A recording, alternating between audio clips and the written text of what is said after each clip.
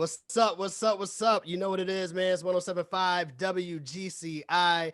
Listen, man, we are here at the sold out, third out annual WGCI Music Summit. This is the virtual edition, man. Congratulations to everybody that got on board. Is about to check out a real dope panel right now. All right. Before we get started, let's go ahead and introduce ourselves, man. Hosting the panel today from the WGCI Morning Show. You know, it's 2/3 of us are here, right? We're going to start with you, ladies first. Kendra, man, introduce yourself. What's going on, everyone? Listen, you guys are in for a treat tonight. I am Kendra G. I will be one of your moderators tonight. No doubt, no doubt. And also the 5-footer Kyle Santillian from the WGCI Morning Show, man. We are about to have a great time, okay? So we're going to be doing panels all month long. Let's make sure we put that out there first. Empowering and educating the next generation of music stars. That's what this is all about. So with no further delay, man, let's go ahead and get to some of our panelists, man. Kendra, who you got up first? I want to start off with one of the ladies in the room, and why not? I mean, she is beautiful inside and out, and she is a boss lady. I'm talking about Juliette Jones, the Executive Vice President of Urban Promotions at Atlantic Records. All right, Juliette, what's happening? How you feeling? I was stuck on mute. Sorry. No doubt. All things considered, I'm super excited. We're getting a new president. Okay. That's a whole nother Zoom. Right, exactly. All right, let's keep it going, man. Representing, he's the Senior VP of Urban Promotions at Atlantic Records, man. Give it up for Keenan Johnson. What up, Keenan? I'm actually at Interscope Records. I'm at it. Okay, Interscope. That is at Atlantic. But yes, typo on there. It's all good. I am the Senior Vice President at Interscope Records. Happy to be here. It's my second year doing this. I love Chicago. I love the people of Chicago. I love y'all energy. Y'all some of the realest people on earth. And I appreciate y'all for having us again. No doubt.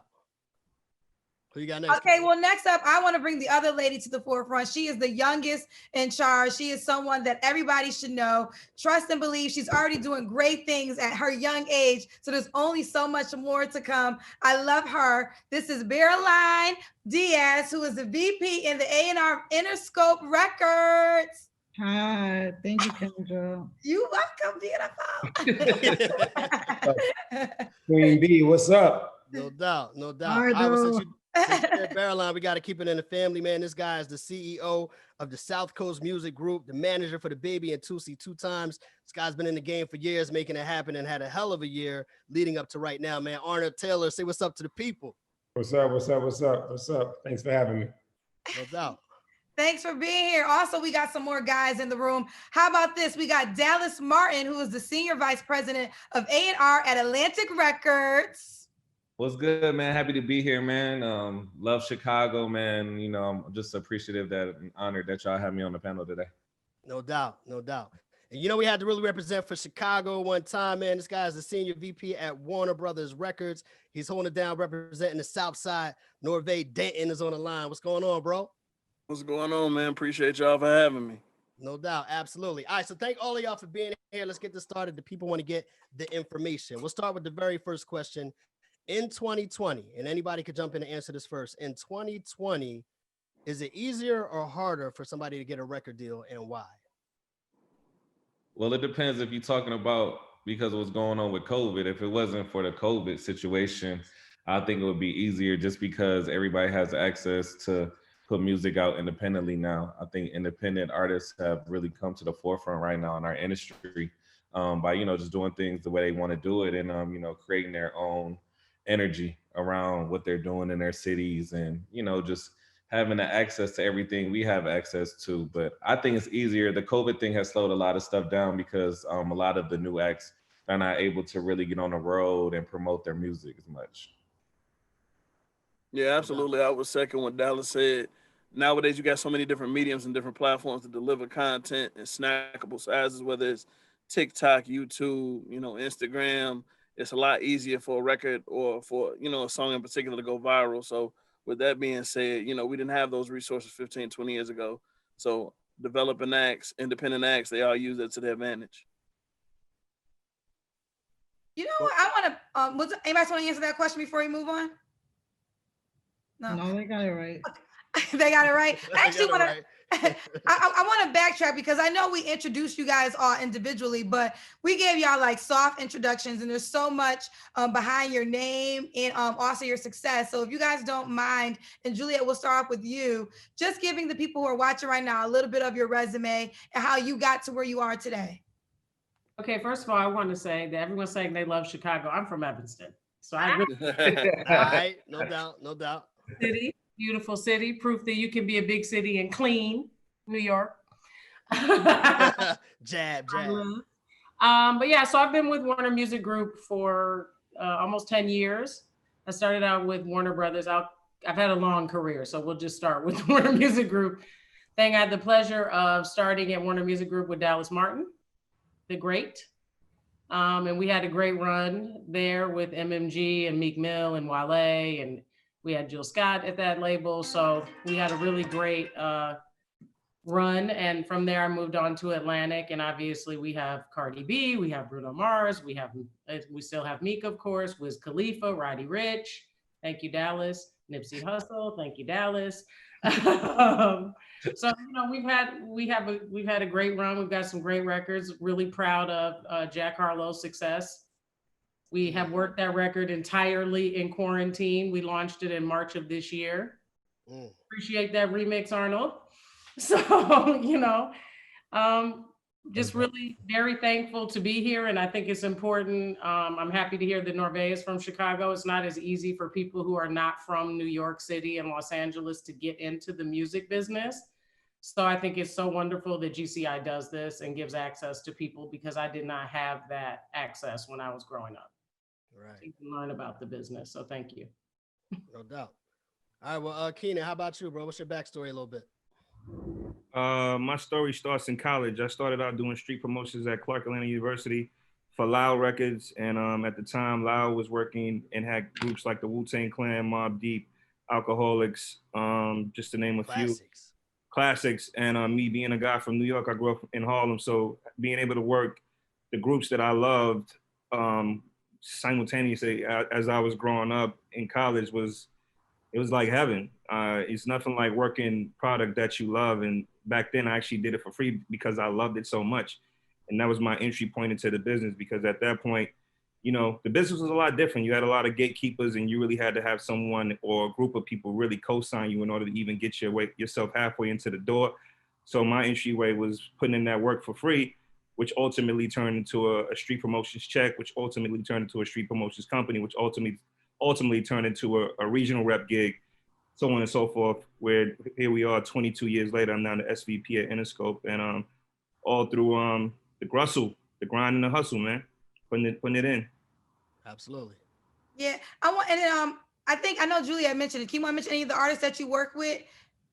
Yeah, for sure. Currently, the Baby, who's had an amazing 2 years. You know, Song of the Summer with Rockstar.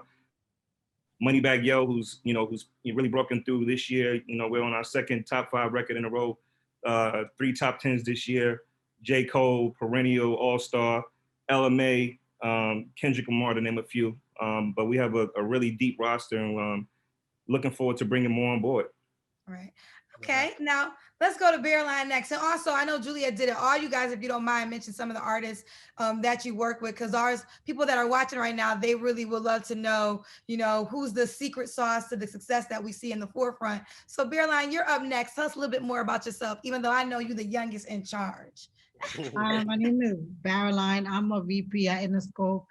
I started off as like the assistant on the Bad Boy reunion tour and working with Ciroc and Marilyn Van Alstyne. So I used to run around and do everything they told me to. Then I ended up at Def Jam working for Natina, Rodney, Bill Evans as the assistant in urban promotions as a temp. Then I ended up at Columbia with Tubby, who hired me, gave me a shot where I signed Polo G. And then after that, I started working as an A&R. They took a chance on me and believed in me. And I started working with Arnold. Then I've been there for 2 years with the Baby. Now I have Moneybagg Yo, Stunner for Vegas, Little Papa, Anne-Marie, like a whole list of artists. So just trying to break artists every day, and blessed for the artists that we have that are doing amazing this year. Yeah, do no with doubt. COVID and everything going on. And she's been an amazing asset to our team. I just got to tell you that in public, Barreline, killing it. Thank you. All right, let's go to you, Arnold, because just like Juliette said earlier, man, you were coming out of a region that wasn't necessarily getting that New York or that LA love. Knowing a little bit of your backstory, man, just kind of share that with the people. I mean, for me, pretty much it was just I mean, I started off in just retail, record pools, street teams, the whole grind, you know. I mean, from Miami to Charlotte, born in Miami, raised in Charlotte, and shit, I just, you know, was doing streets, was doing retail. Had the only mom and pop, black-owned mom and pop in the city like Charlotte that wasn't diverse. And one day I just realized from working, you know, having a record pool, I could work records, and my first job was at Black Ground, and just started, you know, working for a label and still keeping my own hustle in the streets and having my own things. So I've been an entrepreneur since day one. I always had my own company. So my ground was a little bit different. I didn't start from a traditional job per se. I kind of had to create my own path and get recognized. And I went into the labels because I realized I couldn't do it by myself and stay independent. So kind of like what I'm doing now, but my background is strictly, you know, from the streets, bro. And And tell them who you made a superstar this past year. past year, let's go back up a little bit. I mean, Okay. I worked at Def Jam, I worked at Interscope for marketing promotions, but people don't realize I started off at Black Ground with Timbaland, just A&R before and picking artists and running with Tank and signing artists. And I signed Gotti to Epic and Cash Out to Epic and helped develop Future. So from LA, that was my last job at Epic. But I worked for a lot of labels. I just realized I wanted to do my own thing and put on for my city. You've been in Carolina, Kyle. You know how Carolina was. I didn't want to keep breaking artists from everywhere else. I wanted to go back to my city and take on the hard job of breaking the baby. Which I signed Baby 5 years ago. And I just knew he had it. I just needed him to be my LeBron James of the label. Artist that was fearless, that wasn't scared, you know? So I knew it was gonna be hard coming from a city that hadn't done it before. So I had to have the right artist, you know? So for me, that's how I started, and just really want to put back, you know, get back to my city more than anything, and just build a roster of talent in this market that I never really think they never really got their props. You know what I mean? I wanted to get that back before I got out of the game. Signed with Joey, did a partnership with Interscope and John Janik. Met the lovely Berline. It's my A&R. I just seen she was young and hungry. I wanted to give her opportunity to come be great as well, and she's doing an amazing job. And we've been working with KEINON for a while, so you know we over here trying to win. I also have Tusi, which I signed to Capitol. Did a joint venture with Capitol. Tusi's an amazing artist, along with Black Zach, Big Molly, and Tia Corinne. But you know Tia Corinne, she went to Winston-Salem State. There you go. There you go. So she's from Winston. So all of my artists from Carolina is all different, and we just building an empire at South Coast Music Group. Absolutely. Love it. Dallas Martin, you're up next. So I got my start. So I went to Clark Atlanta University as well, and got my start there. I started interning at Def Jam for Shakir Stewart while I was in college. Had a short stint at Def Jam. Then in 2011, Joey IE and Tom Moskowitz hired me at Warner Brothers. That's where me and Juliette started our business partnership as far as just working together and breaking artists. So I've been with Warner Music Group since 2011. And that's where the MMG deal was done that me and Joey pretty much did together. And from there, I A&R'd all the Meek Mill's projects, Wale. We did a Marion Poster B. Signed K. Michelle over there. Then in 2013, we moved over to Atlantic. Pretty much they just put everybody from the staff and all the artists, they just pretty much just transferred us over there because they were making a change at Warner Brothers. So in 2013, started Atlantic. That's when I did the Nipsey Hussle situation, worked on Nipsey stuff, continued to put out music, albums from all the Maybach guys. Then signed Roddy Ricch. Right now I'm working with Corday on finishing up his next album. And I signed a new kid I'm super excited about that I'm breaking right now. His name is Simba. So super excited about that.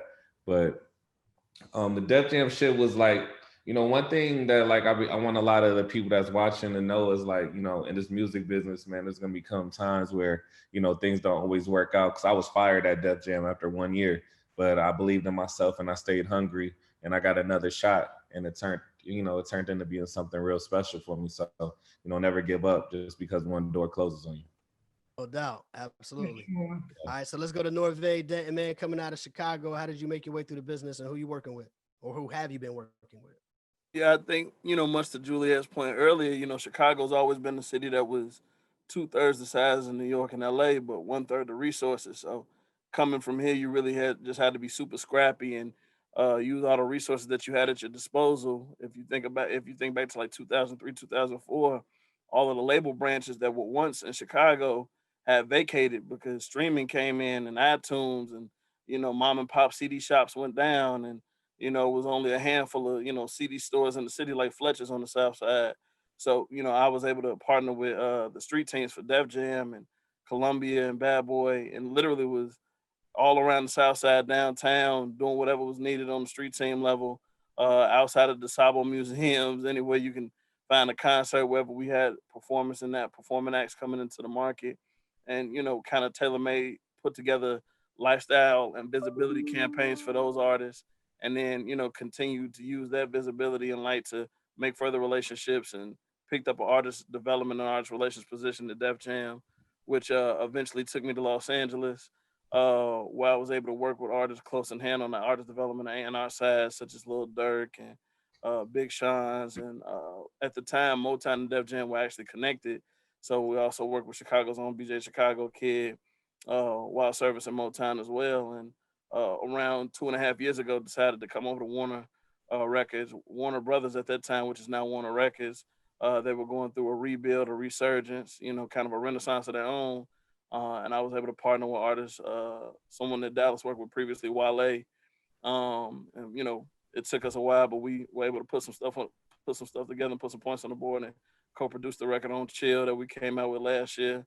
That was fairly successful. And we just signed Freddie Gibbs, also working with YFN Lucci and a few other developing acts we super excited about, like Rumor and 2K Baby. Dope. Let's talk about being an independent artist versus being signed. And anyone can tackle this question, but is there a big difference in being independent versus signing a deal with a major label? I mean, it's a difference. I mean, when you're an independent artist, you have to pretty much come out of pocket for yourself, but the reward on that is massive. Like if you put up your own money and you get everything popping on your own and you get a major hit record, then you could become super, super rich, you know what I'm saying? And shit, it'd be crazy for you. But if you're signed to a major, this is the difference, right? Everybody just don't make a hit record off rip. So sometimes you need artist development. Sometimes you don't have the funding to like fund your dreams and your vision. So labels help pretty much put you in the right places at the right time, help build your team. We have marketing, you have publicity, you got radio, you got all these departments that pretty help push your vision forward, and you're not spending your money. You know what I'm saying? So with the major label situation, artist development, you get help. When you're independent though, you can hit big by just doing it on your own, but a lot of times that doesn't happen immediately. So you might be working on your craft for 3 or 4 or 5 years, spending all your money, and it might not ever happen for you, opposed to you spending major label money and you figuring it out, but you're getting help. And everybody's goal is when you're at a major is to break you and help you become a star. Dallas, before we go, can you elaborate? Because I know you mentioned you work with Nipsey Hussle. Obviously, rest in peace. Did he have an independent deal or was it a partnership? Because I always got confused with his setup. Can you explain the difference in the type of situation? He did a partnership where he owned his masters, but he built leverage to make that kind of deal. You know what I'm saying? He put up the numbers on his own and he was able to create leverage with his deal where he knew what he wanted. He had a structure of a deal he wanted, and it was just about partnering with a label that he felt could take him to the next level, which was becoming a global superstar. So, when you have leverage when you're an independent artist, like you could build it up to a certain level, then you create leverage for yourself. So when you do a deal with a major label, you can ask for the things you want. You know what I'm saying? But you have to still build it up. You you got to build your fan base up. You got to get people really buying into you as an artist. Then you're able to come into a major and be like, this is the kind of deal I want. But a lot of times artists sign where they don't have nothing going on is because A&R believes in them and they want to see them win. And that's just the difference with that.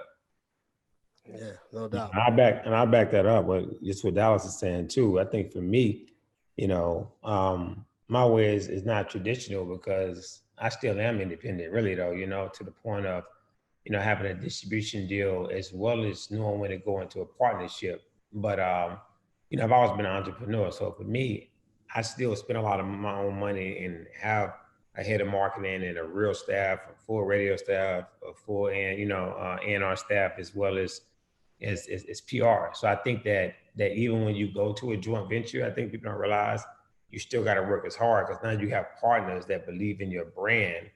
Like I said, I signed Baby 5 years ago and nobody believed in them, and I signed another artist before that. That's just how long it took. So when people say, you know, they feel like it happened quick. It happened quick for us. You know what I mean? It took a minute. I mean, you know, Kyle, but I think to me, I waved the independent flag, but I don't wave it in the sense of, I was waving the flag so hard, I looked at all these other subsidiary labels and I realized they were all signed to a label. They were all joint ventures to a label. I was like, what am I doing? You know? So I feel like if you can find the right fit, they believe in what you got going on, you can still remain independent and do a Nipsey deal and keep your masters and claim ownership. But regardless, you got to put in the work. I don't believe in going to a partner until I have an artist that I put in the work for. So right, you can go either way. No doubt. Chime into what Arnold said, because it's key that he does all that, but he has all the experience to do that. So what happens is when you're a young person and your head of marketing is your cousin, and your manager is your best friend, and your stylist is your sister, that's not the same thing as having someone like Arnold Taylor with decades of experience as a partner and someone who's leading the charge as an independent, right? He's done the work in this business, he has the relationships, and he really understands how it works. So he's uniquely qualified to have this kind of success as an independent. No doubt, no doubt. Whether you want to do it independently or get signed to a major, to do your homework so that you know what your options are in any of those scenarios. And I think to Dallas's point about Nipsey, that's what set him apart. Yeah. So let's get into this then, because obviously everybody watching right now is interested in being in this business in some form or fashion. So if I'm an artist and I have talent, you know, for all of you guys here to have this experience and been doing this for so long, what do you think is the best way for somebody to get discovered, right? And where do you guys look for new artists and new music? I think for me, and I'll start off, so I want to take over, you know, the whole call. I think for me, I don't really look for the traditional way of finding artists. Every artist I sign probably ain't streaming, don't have a lot of followers, and I believe in developing and building. But that's just what I like to do. A lot of labels, not everybody, they surfing the internet and they just trying to find somebody who's streaming. That's not always an artist. A lot of times that's a song. So I think for me, I just choose the non-traditional way because I feel like I get more longevity out of the artist when you build an artist versus you just catch one that's streaming and it's nothing else after that, and you never hear from the artist again. Mm-hmm. So it's a lot more work, but I think for me, when you develop an artist, I mean, there's nothing wrong with doing it either way. If you catch one, hell, good luck. But I try to cheat the system. It never worked for me. I always had to do it the hard way. So I agree. I agree with Arnold, man. I still feel like I sign by gut feeling.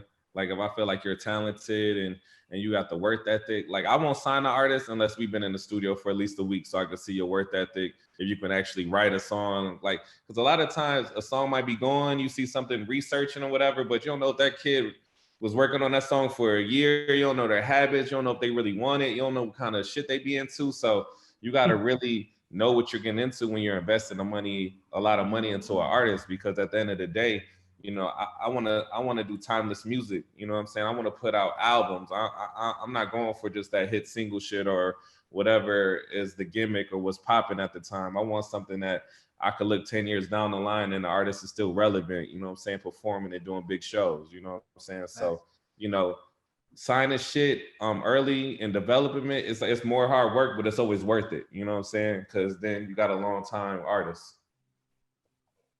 Anybody else want to chime in on that one real quick? Come on, Barreline, you be signing shit up. Come on, talk to me. Man, come on, be hot out here, girl. This is what people want to know. Well, you know what? I'll pose this to Caroline. What do you look for as an A&R? As an A&R who has spotted talent so well, what do you look for when you're looking for new talent?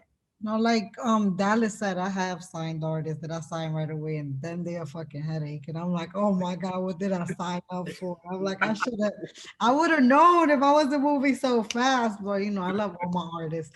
But I do have artists that are taking more time to develop, like Anne Marie. She was a big signing for me. Like this was an artist that I went hard to sign, and her project, everybody's like, where is that? Where is that? It's already been recorded, but we're just taking the steps to make sure that it's laid out correctly. So she will be coming next year, but it was big sessions and writers and like real sessions with her. So to build big records.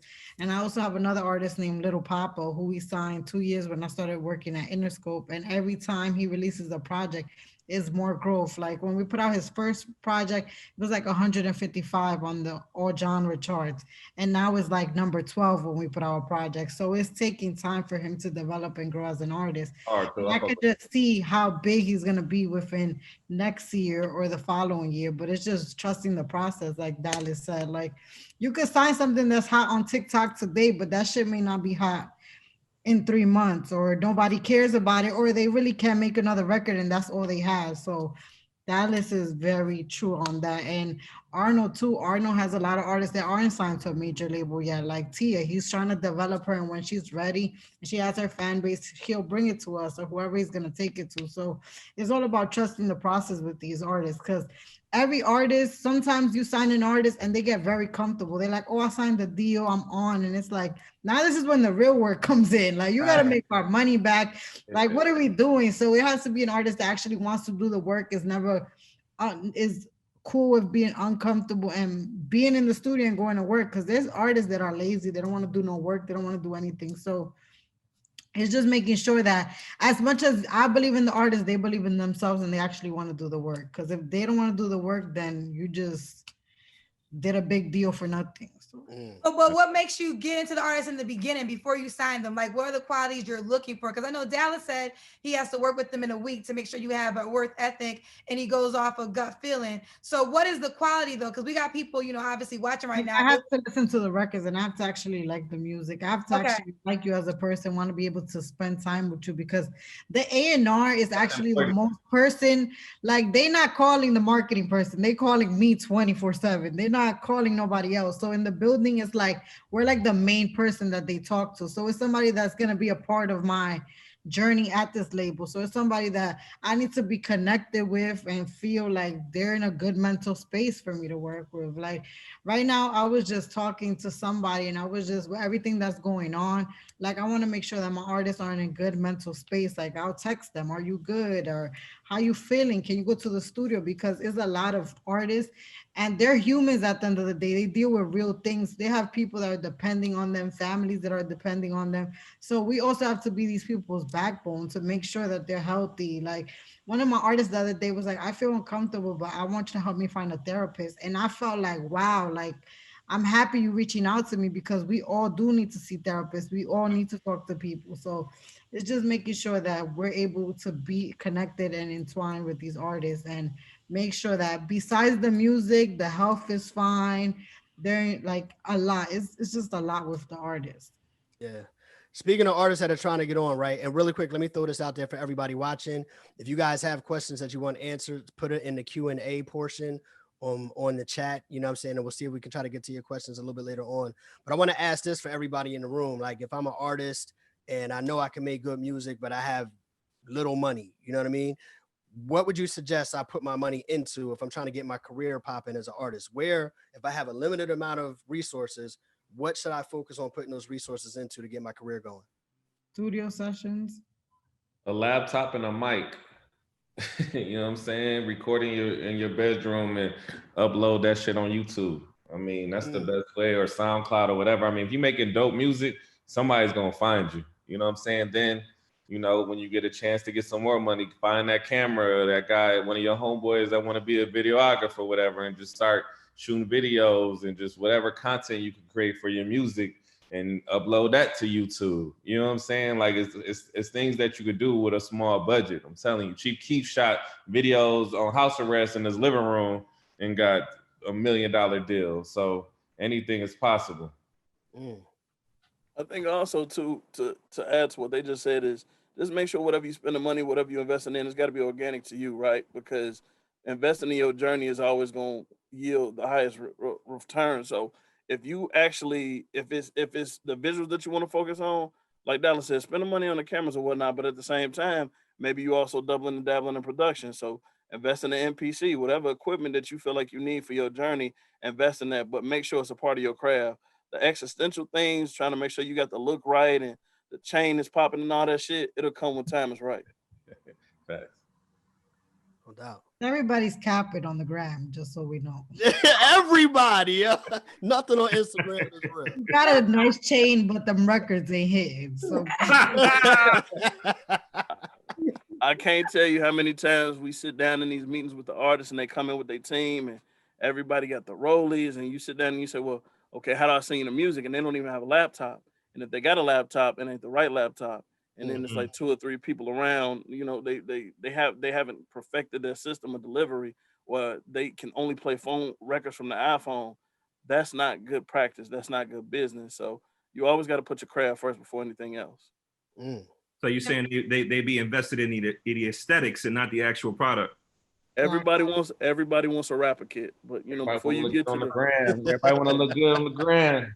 So can I ask you guys something, all the A&R people, because this is what I tell people, and I think it's, for me, I think it's true. Like, I think it's also important for aspiring artists to care about quality, right? Like, you don't need someone who has 175 songs. Don't you get a bunch of people who like, I got mad hits. I recorded 7,000 songs.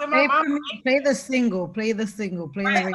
Like, if you're an artist, I think it's important to get some really good quality something, right? Have a song or two that you think is amazing, because I don't believe that most of you guys are also going to listen to 7,000 songs from somebody, even if they made them.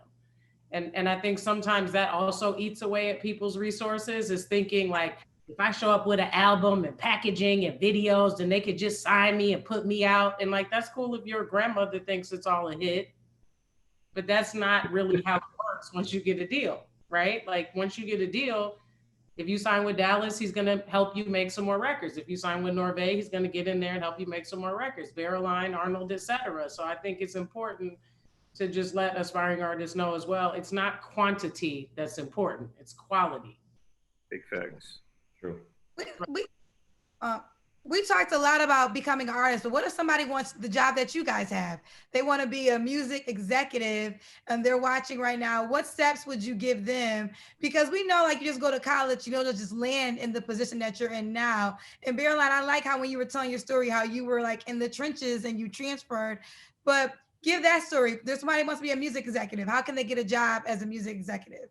I think like my biggest thing right now, even when I hire interns, like, well, a lot of people that's on here, if you in college, Universal just opened the first HBCU summer program. So, you know, I always say they only let the white people's like coworkers and friends get summer internships. We're gonna let the blacks in for the first time this summer. So if you're the HBCU, come in, because we're not doing the friend, you know, how you say, the little favors this summer. But what I say is, like, when I hire interns, like, interns be ready to go home and there's so much things to do. I think when I was at Def Jam, like, I was in everybody's face. The fact that you asked Ronnie and Tina Bill, I was never at that desk. I was at everybody else's desk trying to find out how I could be valuable. Like, that was just my thing at Def Jam. It was like, I knew everything that was going on. I wasn't supposed to, but I knew everything because I wanted an opportunity. Like, So it's just make yourself valuable. If you see that somebody like BT weekend, if you see that somebody's having an event, ask them, can I work the door? Or is there something that I could do? Like I used to always fly myself out every BT weekend to make sure I worked the radio room. Like I was always there. I used to book my own flight and I used to be like, Natina, I'll handle it. I'll handle it. And they'll just let me do it because I bought my own flight and I made myself accessible. I think that now with social media, like everybody just wants to be popping and wants to be a VP or these top positions right away. But it's like, you got to do the grunt work. Like everybody on here did the work and you have to do those steps. You got to make yourself valuable, accessible. And I know a lot of people love to reach out, like, can you mentor me? And it's like, what value can you bring to me? Like, I'm a busy person. Can you send me artists? Can you add value to my day? So it's like, instead of asking somebody, can you be my mentor? It's like, hey, I'm a young person. I just got out of college. I see a lot of artists I would love to send you. I know that you're busy. Like, just find better ways to say it. Cause I feel like a lot of people just reach out, like, can you be my mentor? Can I pick your brain? And it's like, what can you bring to the table to help me as an executive? Because I may not know everything. You may have something that you think is dope and you want to bring to my attention. So it's just make yourself valuable. And there's so many opportunities in front of you guys. So just make sure you take those opportunities and use them. I agree. Before we move on, can we stay with that for a second? Because Caroline, you was just talking about the hustle of going to BT and being in the office and being in people's faces and making yourself available. Obviously, things have changed this year with COVID in 2020. So how can people adapt in that space given the circumstances that we're in right now? And that's for anybody, you know what I mean? Like, I mean, Clubhouse is an app. I don't know if anybody's on here, but like Clubhouse is something that a lot of people, is a new app that everybody's using. You got to get requested in or somebody has a contact. So on this app is like all these people. Let's say we're all in the room. You could try to join the room and you could get free game or ask somebody like, hey, do you have an opportunity or something like that? Or you could just DM somebody. Like there's so many ways to just reach out and make yourself valuable. I think also people, go ahead. Go ahead. I was just going to add to it. Like, I mean, I think another way to get in is, you know, as someone young and moving around in the market, is being an expert about your market. Like we're always looking for that person that knows what's really, really going on in the market all the time, whether it's coming from, you know, from the club level, from the artist level, to who's actually moving and shaking behind the scenes that can push buttons for whatever you need when you come into a market. Like we're looking for that person, and often that person is the one that gets elevated or put onto a real job when those jobs come open. When we're looking for a regional rep or we're looking to pull somebody out of a market and move to New York or LA, like if you're already positioning yourself as that guy or that gal, like we'll find out about it. Like Johnny will tell me about that person. Kendra will let me know about that person, you know, but you have to actually be a reputable person and let it be known that, you know, you're going to be consistent and be able to deliver every time, you know, before the job is actually available. Yeah, delivery is important. I agree. When I was in college, man, I was looking for an internship for for 4 years. I couldn't get one until my senior year. So I was like, yo, let me try to take this in my own hands. And I was like, yo, this is what I'm gonna do. I'm gonna start a company and throw parties, right? Just so I could start meeting all these music execs because I can't get in the office. So I'm gonna have them come to me. So what I did was I start throwing these parties. My parties start getting popping. So I knew who the people were when they were coming to the parties, and I would build a relationship with them. Got a relationship with a couple people, ended up getting real cool with Shakir Stewart, and he gave me an internship. But when he gave me the internship, I was there before him and I left after him every day. I literally was in the office every day for like 10 to 12 hours. You know what I'm saying? Trying to create, like what Caroline said, creating value. You know what I'm saying? So I think that's super important. Super important. What I see too in the business, it frustrates me. I think people realize, forget it's a business. It's a lot of moving parts to this business. You know, a lot of people want to be artists, you know, want to be A&Rs, want to do the sexy shit until they do it. You know, they realize a lot of work. But like I started off, like I said, Black Brown, working with Timberland, had a management deal with an artist with Dallas Austin. You know what I mean? Some of the young people might not know who Dallas Austin is, but sure, he signed Monica, he signed, you know, a lot of people. Roddy Outkast? Now, Outkast was signed to LA, but he was definitely, influential in that whole movement. But I think that TLC hits. Right, exactly. But A I lot went through a situation of Timberland giving me my ears to being an A&R and being the young kid at Black Brown with Barry Hankinson, working with Aaliyah, to like realizing, damn, this A&R shit is tricky. But I've always liked marketing. I like marketing better than really just, just straight up, on the label, because marketing is coming up with a concept how to sell it once you get it. So to me, that's what intrigued me is trying to find concepts on what an artist needs and how to sell an artist. So to make a long story short, I took a job at Def Jam in marketing promotions, in radio, because it was more stable. I wanted to learn as much as I could learn about the whole business, not just one side of it. And it was probably the best thing I ever done, because, Juliette, we all know, Keenan all know, when you start doing radio, then, it's not the most respected game in the building, because people take us for granted of what we actually do and how hard we work. But like radio is the same thing that social media is now. You know what I mean? Before I went to radio first, and everybody called me if I popped the record at radio. Versus, now radio is just not first. It's normally once you got some legs, and then you go to radio, which is third, but still very important. Right. So I actually went back to marketing and promotions, did something different, because I just realized I needed to do that. And it's other jobs in the business. I think people don't realize like how we got here. So I think you should definitely find out what you want to do, because everybody can't be an artist. I never wanted to be an artist, and everybody can't do the same thing, so it's a lot of things. And I still have South Coast marketing, which is very lucrative. But I think that people don't realize other parts of the business you can be successful in, but you just got to want to do it. I think to that point, though, one thing that often goes understated is the fact that in a lot of these inner city communities, when you're trying to start establishing a foundation or a network like Dallas talked about, oftentimes we find ourselves seeking validation within those relationships.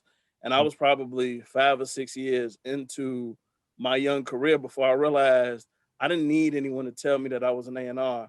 I was an A&R because I abided by the practice of an A&R, meaning I went out, I connected with producers, I tried to find an artist that needed my help, and I made myself useful to them. I, brought them in records. I came with ideas for features. I critiqued records, whatever was needed in that situation. So I said that to say, whether you want to be an aspiring publicist in the industry, marketing director, A&R, you have to own it and claim it for yourself, and then abide by the practice. Whatever it is that people that are successful do from an early stage, educate yourself on what those practices are, and then start applying them daily. No different than a boxer works on their jab, because that's what's going to make the difference between you connecting and flailing in an attempt. You got to own the process and claim it before it actually materializes. Amen.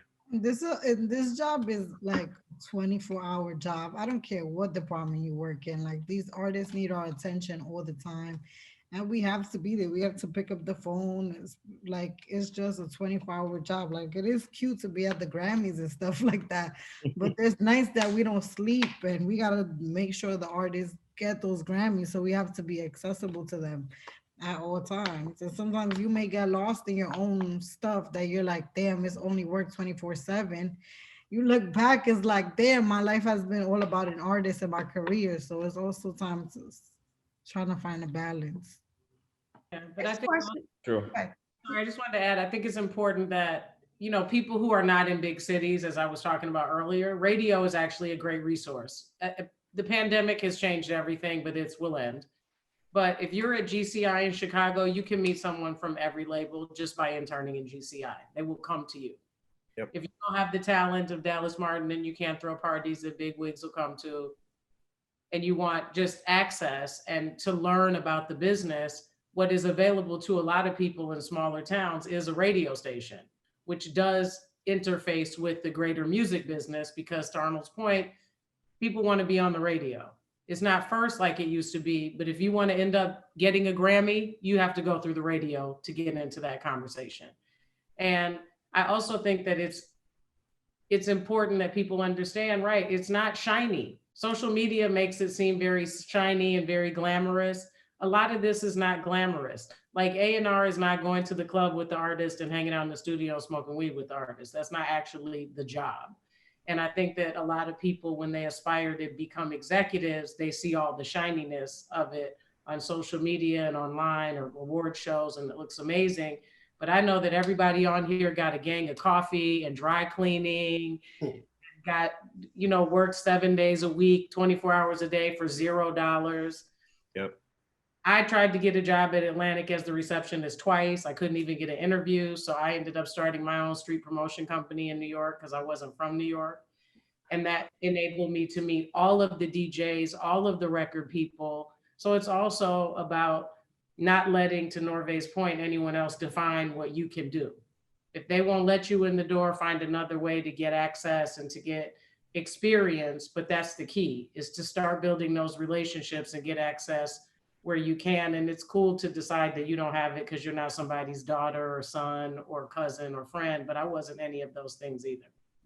That's so true, because when I was at Def Jam, like I wanted to be an A&R so bad. I asked Steven Victor to hire me every day, and nobody said yes to me. And I went and I told Rodney, I said, Rodney, if you don't make me an A&R, we're gonna have problems. And he introduced me to Tubby, and Tubby took a chance on me.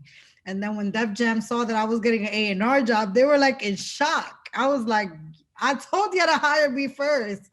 It's just a lot of people are gonna shut doors in your face, but that don't mean nothing. And you should never be mad at people. It's cool. Doors are gonna get shut in your face. And in this industry, you're always gonna have to work with people again. So you just gotta be like, cool. And then you end up working with them again, and you just in your head be like, you should have hired me. You know? Def Jam takes all the credit for you. I know they do. I think this next I met you, you were like, "Can you give me a job?" It's like, I remember I had an interview for Marsha with Marsha to be her assistant, and I had like long, colorful hair, and I looked crazy. Marsha looked at me like, "Girl, you is never getting hired." And every time she I remember when I had that interview, my nails were like this long. It was crazy. But yeah. But speaking of which, this next question is only for Caroline and Juliette, and I want to just talking about being a female in the industry. Obviously, I work on a different side. I work on the radio side. I've been on the radio side for about 20 years now, and I have plenty of stories of challenges. But just as a woman executive, and then also from the artist perspective, do you think women have it harder in this business? And if so, how do you navigate that? I mean, I could go first. Like for me, like I'm a female A&R, so I'm around men 24/7. I'm in the studio till like 6 in the morning, and I'll be the only girl. But with me, it's kind of different because I make sure I little sis everybody, and nobody really tries me. And I always make sure that people know, like I need respect. So when people walk in the studio, like it could get confused, like, oh, is that somebody shorty or something? So men won't say hi to me, and I'll be like, hello, how are you? Because it's just a form of respect. Like you're supposed to say hello to everybody, but being a woman, sometimes they could think I'm with the artist or dating or something. But you know, I'm just a young girl, so I make sure that I get respect all the time.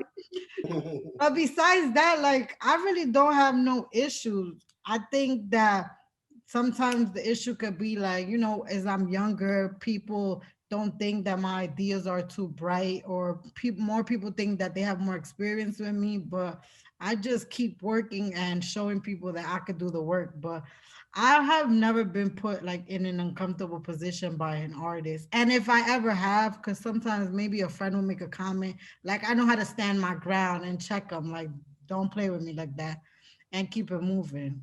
But I don't really think that like I have any bad experiences where I'm like uncomfortable, because if I feel uncomfortable, I'm gonna call somebody. But no.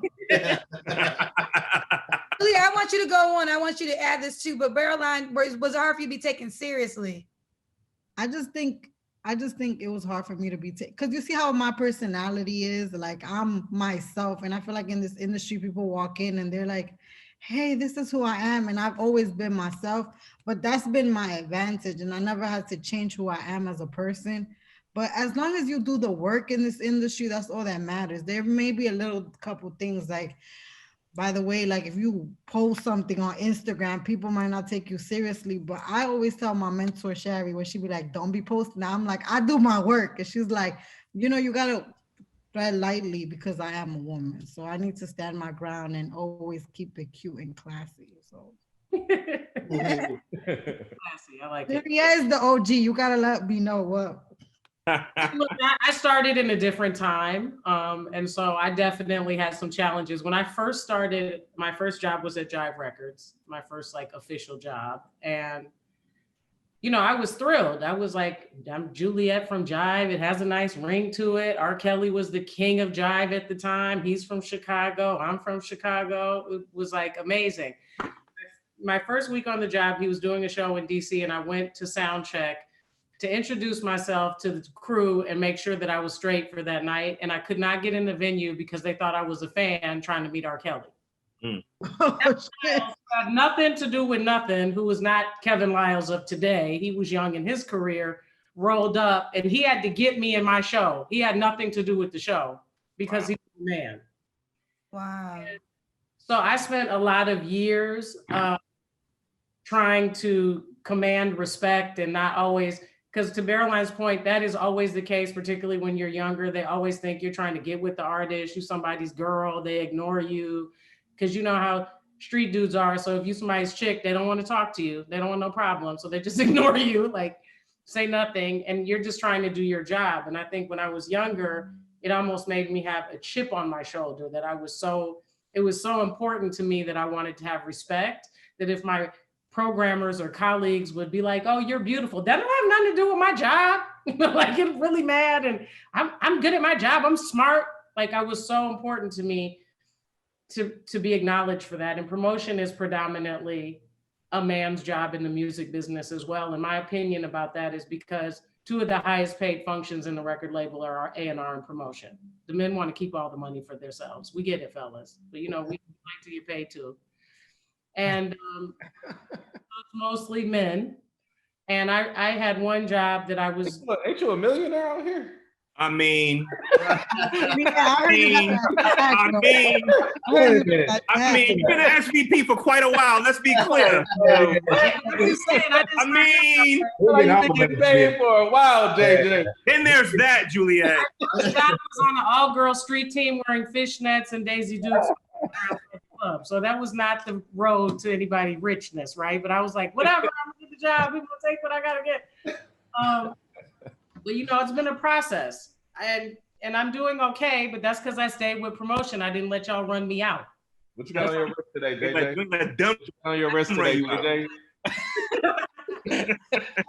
But I remember that I had one job and I was working really, really hard, and I was struggling to pay my bills, and I had two bosses who, in my opinion, were not working as hard, but it was okay. I just wanted them to pay me. I went to these two gentlemen and I said, guys, I really need to make more money. I'm doing all the work, but I need to make more money. I'm struggling to make ends meet. And they said to me, you're cute and you should have some dude paying your bills. We have people to take care of. That's your fault. That was the answer to me needing a raise. And they were dead ass serious, which is what was so insane. They meant it. And they would not give me a raise. And I had to go around them in order to be able to get that raise. And I just think that, like Caroline said, it's important in this environment for women to be able to stand your ground and to have somebody to call if people don't respect that. But it is important to acknowledge that you're just there to do your work and you're contributing, and it's not your job to deal with all of their bullshit. They will try you. And if you're somebody that is going to bother you, or you're going to be sensitive and cry, and I don't know how to deal with it, this may not be the job for you. That's just the reality of the culture that we live in. And, years of doing it, I don't really have those problems anymore. I've certainly earned and commanded the respect that I get. And I think that is the key that everyone, man, woman, or otherwise, has to realize as they go through their path and their journey in this business is that if you want to get respect, you should start by giving it, right? Behave in a certain way and acknowledge that it's a professional setting. It's work. Even though it's fun and some of it's very social and some of it's very casual, it is still your job. And I think when you approach it that way, that it stops a lot of the issues that women get. And I don't think that any woman should ever let anyone discourage them from whatever function they want to do. There is no such thing as a job that a woman cannot do. And now we got a female Okay. vice president, so y'all can't tell me nothing. Let them know. Let me backtrack just a little bit because this is something, a theme that's come up throughout this conversation. Also, Arnold mentioned it when he was speaking last about radio being third in terms of how you guys are working music and working records, right? So this next question is basically, with all the different outlets in music, what would you guys say is the most important in terms of getting music played? We know there's social media, we know there's YouTube, you know, there's Spotify, Apple Music, there's radio. What would you guys say is the most important? You just said. I always start off with social media and YouTube. You know, because I feel like that's something you can do yourself. You can upload videos yourself. You can you control your own social media, and I think that's a good way to start getting engagements before you pay somebody to do something outside of yourself. You know, I think those are the two things that you should definitely start with. I mean, outside of getting the music right, what Dallas said earlier, make sure you got some real content. You know, and YouTube ain't just for content of songs. It may just be content of the artist, because we live in an era right now where people want to know the artist. So I tell a lot of artists now on your socials, don't make it about advertising and trying to force them on your music. You know what I mean? Make the page exciting to where if it's you with your kids or you playing ball or you in the studio cooking up, just don't make it about, you know, don't feel like you're selling them, because people want to really get to know you versus, and then they'll fall in love with the music once they say, you know, they get a hip to what, you know, you guys are doing. But I think that's what I tell them. I think those are the first two, socials and YouTube start. Yeah, I mean, Kyle, you know, to Arnold's point, you know, they all are important at the end of the day. You know, I think Arnold and Juliette summed it up perfect. You know, radio is definitely not the beginning of the process anymore, but it's the final step to taking an artist from being a well-known artist or somebody that's coming up to superstar or megastar. You know, radio is now the megaphone that takes you from being really cool with the Black folks to worldwide and cool with everybody who loves our culture. You understand what I'm saying? You know, that's when you get to be in a position where a urban staff can take a rock star record and take it #1 for 5 weeks, and then have the rhythm record take it #1 for 4 weeks. Oh, and then top 40 takes it top 5. You know, that's the overall, you know, building of the cake and maxing out a record at its highest degree. You know what I'm saying? Taking it from, you know, the ground level, building Baby 5 years ago, and then maxing out to having the song of the summer, where radio plays the biggest part in being the amplifier to the whole thing. I think the method or the medium of importance is always going to be indicative based on which specific artist you're talking about, right? So you take an artist like Wale, for example. In the 10 years of his career, he's always been known for these big radio hits that seem to transcend pop culture or whatnot, whether it's Bad, Lotus Flower Bomb, most recently on Chill, right? So radio for him is a huge importance. But if I was a younger artist that came out in a different generation, say someone like a Lil Uzi Vert, where he doesn't have a huge footprint or fingerprint on radio, but at the same time, his streaming is so robust, then at that point, you got to look at the streaming as his biggest commodity. And then you also have YouTube, where it's an artist like NBA Youngboy, who is the most successful artist, period, via YouTube or whatnot, because his fans go when they watch the videos. So I think for every artist, you have to do an objective look and really take in where your fan base and foundation is, and that's going to be your most important method of consumption. I love it. Let's talk about hip hop. Hip hop dominates the music scene, but you know what happened to R&B? We don't see a lot of new R&B acts all the time. So would anyone say R&B is dead? Why does hip hop dominate? Who wants to talk about that? Far from it. I don't think R&B is. I'm sorry. I don't think R&B. Go ahead. I have Anne Marie, and I think she's a superstar, and I'm planning to sign more R&B acts. and artists that are really dancing in heels and is like are superstar R&B acts. Like that's my goal because yeah, they are in are a lot of R&B acts, but I think there's a place for it. And I see a bunch of talented girls on social media and men that they know how to sing and do covers, but they just need a team behind them to back them up and amplify it. So I think there is a place for R&B. It's just up to us to find those artists and take them to the next level. I mean, I think Chris Brown is proof of that. I think Keenan, you know, take your victory lap. LMA was definitely made huge Walker. the R&B genre as new R&B. I think SZA falls into that. So I think that it's alive and well, right? It's not in the same space as hip hop, but we all know music is very cyclical. Yeah. For And sure. and the success of LMA, and you see how big Janae Aiko is on streaming, right? Like there's a lot of artists that have huge success still making R&B records. And I think that the opportunity for that continues to grow. It's coming back around. I agree. I think R&B is just, it takes a lot of patience for R&B, but R&B is still the nutshell of music, but what music is. You know what I mean? I mean, R&B was said before hip hop. You can't forget that. You know, so I think the problem with R&B is that hip hop has influenced R&B so much, from the Rod Waves to, you know, a lot of pain music, a lot of artists, even my artist, Tusi. I mean, Tusi can make a straight R&B record, and he's originally from Syracuse, New York, raised in Raleigh, and he can spit with the best of them. But he's, you know, he can do that 20 years old, but he's influenced by, you know, R&B. So I think that you know, it's really just how you use it. I think Trey Songz is probably one of the first ones out of an R&B person that I seen really act like a hip hop guy with the do-rag and all the shit he had on, but he was really R&B, but he looked like a rapper. You know what I mean? And I think that was genius. I don't know if he was trying to do it or if it was just his image. You know, people gave him that look and that wisdom as a young, you know, hot R&B cat because of the way he came out. So I think R&B is still here and powerful. It just have to be a little bit different, and it just takes a little bit longer.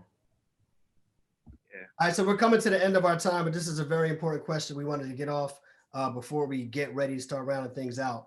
And anybody can contribute to this, man. If you can tell an aspiring artist 3 things they need quickly, 3 things they need to get signed or popping, what would those 3 things be?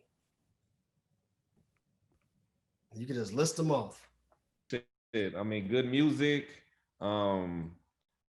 work ethic, and a vision for your music.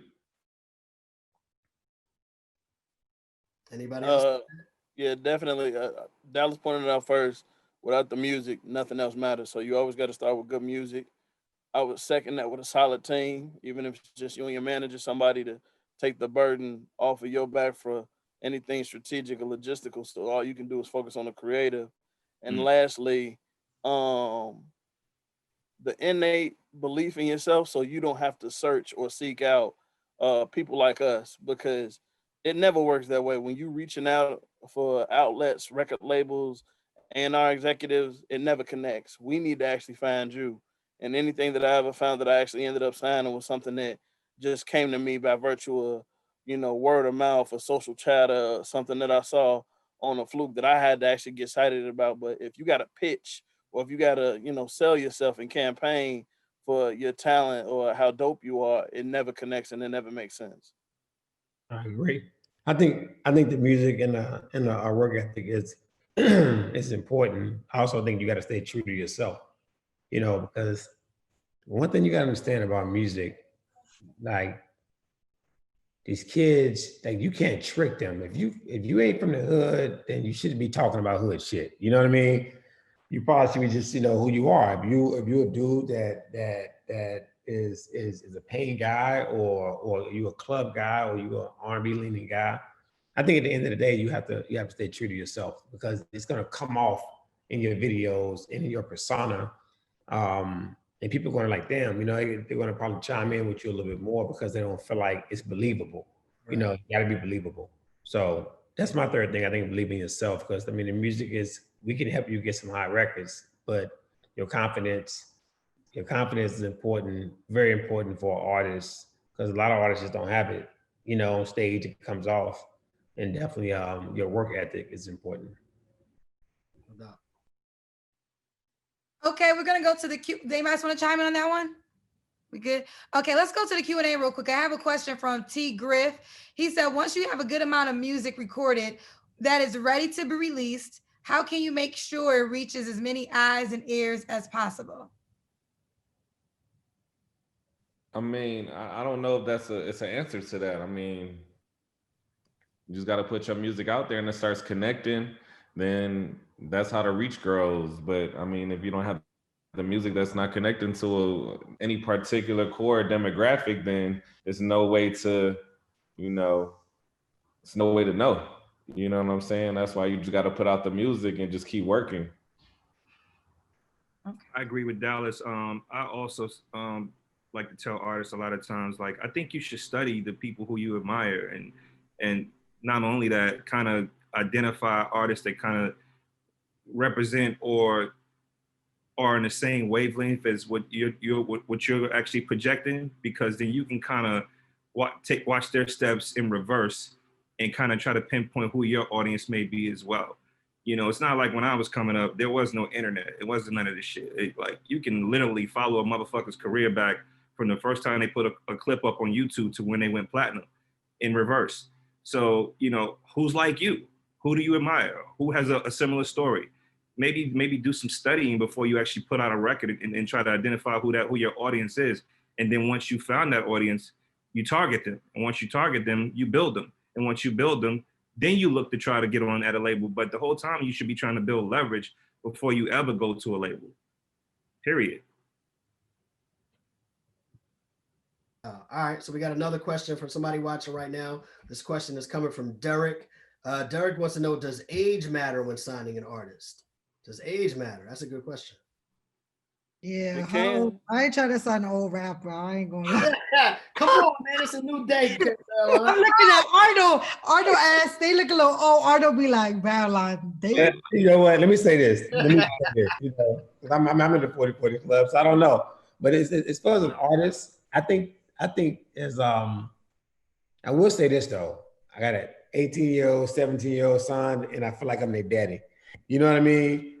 And you become big bro, and it becomes a lot about you trying to raise an artist versus helping artists in their career. I'm here for business. I care about you, but it becomes a situation of you become too much of big bro, you know? And I think sometimes the artists, even though they look at 25 and older, is old for an artist. And I don't know how we got to that point, because artists back in the day, old as shit. Luther Vandross, all them guys was 40, 50 years old, still with the S curls. But at the end of the day, I feel like when you get to that certain age, 24, 25, 26, we can work together better because you understand yourself. You've been through some things, you know what I mean? So to me, I like when an artist get past that 25-year-old age, but I'm not saying, you know, you should start there. You should already be in the business. But sometimes it takes 3 or 4 years and you may be 30 years old by the time you pop. Yeah, that's a good point. So that's a good point, because basically, like, if you're in your mid-20s and you're seasoned and you got records and you already connected to a fan base and you like, it's something that you like sign, you don't have to develop for 2 or 3 years, that's cool. But if you're 26, 27 with no fan base and I got to develop you for 3 years, that's out. You know what I'm saying? That's why typically you will want to sign younger acts. But if you're 25, 26 and you got a smash record and you know, you've been building up your independent game for a while, of course I'll do a deal with an artist like that. But if you're 26 with no fans and you've been rapping your whole life, you can't figure it out still, I'm not doing that. So 26 is considered to be old. If you don't have no fan base, if you don't got nothing going on, yes. But Jay didn't drop his first album until he was 26. Jay was going independent. What you mean? Jay was going for a long Era, bro. That's the whole different era, pal. What are you talking about? Jaden Smith? the best rapper. Jay-Z. Talking about the GOAT? You're the best rapper all Talking time. about the GOAT. one out of 20 million. Come on, Kyle.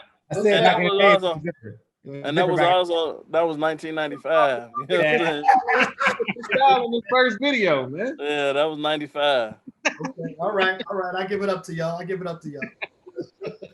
Well, I didn't, but you know, it's interesting that 25 is considered old. So I mean, it's not considered old. It's just like it's considered like, you know, because kids are, you know, music is a young man's game. The kids are controlling what's being played and what's heard. So a lot of times 25, 26-year-olds not connecting to the kids that are on YouTube every day. That's in that 10 to 24 market. You know what I'm saying? That they think they looking at a 25 or 26-year-old like, damn, you old enough to be my daddy.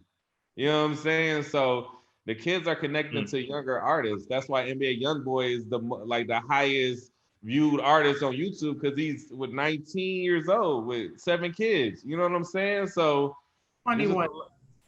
you know what I'm saying? Like the kids are connected to the younger artists because they can relate to them more. You know what I'm saying? And it's about what they're rapping about. Get all the 45-year-olds to listen.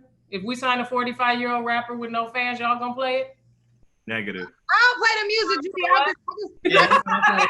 Johnny, Johnny, especially ain't Johnny, playing he's that. gonna be like that old ass rapper. You know Johnny's not playing that. Be like, we why might listen. Listen, I want to say this on behalf of all of us. We're so grateful for all of your time. And, you know, one of the things we do during our music summit is like to give out awards after our events. But obviously with COVID-19, we're on Zoom. But every single one of you, your time has been appreciated. We cannot say thank you enough, but we do have some awards to give out virtually. And I'm going to start off with Dallas Martin. Oh! Dallas, on behalf of WGCI and iHeartMedia, we would like to honor Dallas Martin, SVP and A&R at Interscope Records, as the 2020 Music Executive of the Year for all of your achievements in the music business. What labels you just said? He's not at Interscope, he's at Atlantic. It's because we both went to Clark Atlanta, Dallas. We both went to Clark Atlanta. Talk to Johnny D, because Johnny D sent me your congratulations. I got it right. Y'all got it right on here. That's good enough. Down here it says Atlanta. I appreciate y'all, man. I'm honored, man. Thank y'all so much. GCI is definitely, you know, always been one of those radio stations that's leading in the market, you know what I'm saying, as far as where you want your music played. So I appreciate this, and I'm thankful for all y'all. Appreciate the love. No doubt. Absolutely. We're not done yet, though. Okay. We're not done yet. We got to keep this going. So once again, on behalf of WGCI and iHeartMedia, this time we would like to honor Arnold Taylor for doing what he's been doing this year. The CEO, of course, the South Coast Music Group. You're getting the 2020 Man of Resilience of the Year award for all your accomplishments with your label and with your artists. So Arnold, congratulations to you, brother. That award is going out to you. I appreciate it. You guys have been great. Any award I get, listen, I tell you, I'm humbly accepting it. You know, and I think we've done this a couple of years in the past, and I know Johnny's always been super supportive of my movement, as well as you, Kyle, from day one for us being at BET. Yeah, more room to hold on. So, you know, I try to keep it solid, and I do appreciate it. So thank you guys. I appreciate it. Whatever, you know, you need from me from an SC standpoint. The actual award is in the mail on the way to you. So just okay, cool. We got to come out to the shot to get it, huh? Okay, cool. No problem. No, I appreciate it too much. No doubt. Listen, man, we appreciate the time from each and every one of you guys. We appreciate the relationships, the knowledge, the wisdom, everything that you guys shared here on the panel. Thank you for everybody that's watching right now as well. We couldn't do this without all of you. And also don't forget that we do have more panels. If you're watching this, we have more panels this month starring Mulatto, Sweetie, Jeezy, Neo, and more. You can register for all of those and learn how to write and produce records. You can learn how to get your music played on radio and on streaming. And also somebody who registers for the panels will also win $1,000 and studio time. So we're giving you information and an opportunity for you to get busy in the industry as well. Go to WGCI.com and registers for all the panels this month, okay? So we appreciate you guys for watching. We appreciate all of you professional executives here on this Zoom today, man. You guys did a lot today. We appreciate y'all. Thank y'all very much, all right? God bless y'all. Appreciate y'all. Now, salute.